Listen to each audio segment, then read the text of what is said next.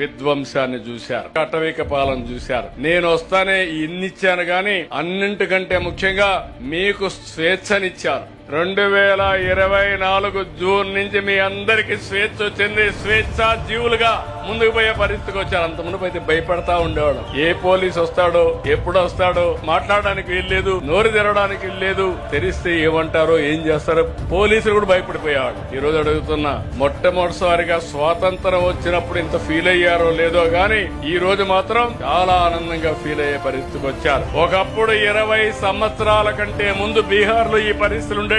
అందుకే జంగల్ రాజుపోవాలనుకున్నారు. లల్లు కుటుంబం 20 ఏళ్లైనా మళ్ళా గెలవలా. ఇప్పుడు మొన్న 5 ఏళ్లు అయింది, మళ్ళా గెలిచే పరిస్థితులు లేరు. శాశ్వతంగా ఆయన పోయినా కొడుకు కూడా ఓటేలా. మీరు కూడా గుర్తుపెట్టుకోవాలి, ఇక్కడ విధ్వంసం పోవాలంటే, అటవిక పాలన పోవాలంటే శాశ్వతంగా అలాంటి వ్యక్తులు రాజకీయానికి రాకుంటే ఈ రాష్ట్రం ఉన్నతమైన స్థాయికి ఎదుగుతుంది. ఇది నా గ్యారంటీ అని మరొకసారి మీ అందరికీ విజ్ఞప్తి చేస్తున్నా.